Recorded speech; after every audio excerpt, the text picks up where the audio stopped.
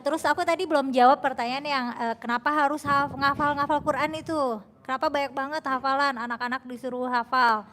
Eh, aku sepakat banget loh. Jadi setiap kali ada orang yang nyamperin aku minta setiap ada orang yang nyamperin aku minta tips buat ngafal Quran, pasti pertanyaan pertama aku, buat apa? Gitu. Kenapa? Gitu. Terus nanti kan dia ngasih alasan-alasan, tapi kenapa harus dihafal? Gitu. Biasanya nggak ada alasan yang sangat rigid gitu kenapa harus hafal. Waktu kecil aku juga bingung kenapa orang-orang dewasa sekitar aku sangat bangga terhadap aku yang hafal Quran. Jadi sama pesantren tuh kadang aku suka dibawa ke majelis talim di Jakarta di mana buat kayak jadi Showing. bahan marketing gitu loh. Oh, oke, bahan marketing.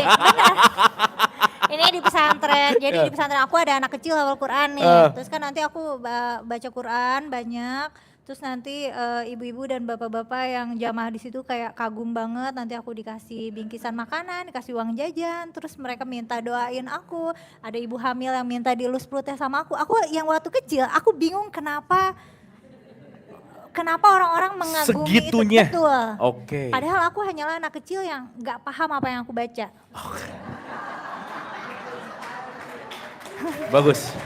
Itu jujur banget sih. Jadi sekarang kalau ada yang nanya, aku pengen hafiz dong, pertanyaannya buat apa? Buat Bener apa? sih.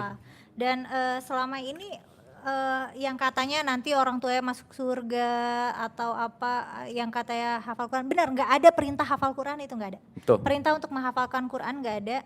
Ada perintah untuk menjaga tapi bukan literally menghafal secara verbatim seperti yang aku lakukan. Iya.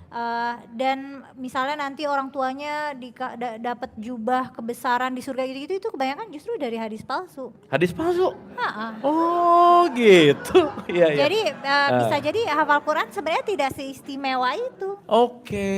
Oke, menarik nih. Dan ngapain? Aku ngerasa juga ini anak-anak banyak banget PR hafalannya. Waktu kecil kebetulan kayaknya menghafal itu salah satu core strength aku, jadi termasuk gampang. Malah kayak kitab-kitab kecil tuh kayak sengaja aku hafalin, nggak tahu buat apa, nanti supaya kalau ujian ditanya aku bisa jawab secara verbatim dari kitab gitu. Emang yang teksnya di kitab gitu kayaknya supaya pamer aja sih, karena kan Gua hafal loh gitu ya. karena guru-guru kita, sekolah kita sangat menghargai hafalan. Yang mana padahal kalau secara level kognitif, hafalan itu adalah skill kognitif yang paling rendah. Karena kan menghafal itu membeo. Itu kayak bayi, kayak diajarin mama ini papa, kayak emang selevel itu kalau menghafal. Level yang paling tinggi justru memproduksi ilmu pengetahuan, dan itu yang nggak ada. Kita belajarnya ngafal, habis itu belajar untuk ngutip sana ngutip sini, kayak seolah kita tuh nggak boleh punya pikiran sendiri gitu. Dan masalah memahami, kadang-kadang malah nggak paham. Kita cuma memahami Bunyi gitu ya? bunyi aja, atau kadang-kadang tuh suka ada frasa-frasa yang diambil dari Quran yang padahal konteksnya nggak gitu. Ada nih penceramah yang akhir ceramahnya tuh suka bilang kalau ada yang baik itu dari Allah, kalau ada yang buruk salah, dari saya. Itu sebenarnya dari Quran. Iya. Ada kisah di mana orang-orang Yahudi itu suka ngeledekin Nabi. Nanti kalau misalnya salah bilangnya dari diri sendiri, kalau benar bilangnya dari Allah. Itu sebenarnya ledekan orang Yahudi, terus kita adopsi jadi penutup ceramah.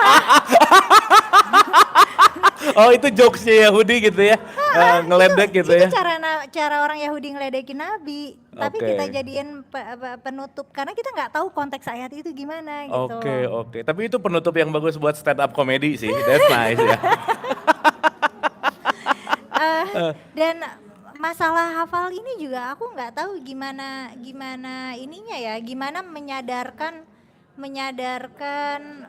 publik kalau misalnya secara pendidikan menghafal itu adalah komponen yang paling tidak penting dalam pendidikan. Tuh, setuju. Tidak mengajarkan kita berpikir kritis, tidak menggiring kita pada pemahaman, tapi cuma melatih kita menjadi beo aja. Oke. Keren. Boleh tepuk tangan Ibu Bapak, ini strong word banget gitu.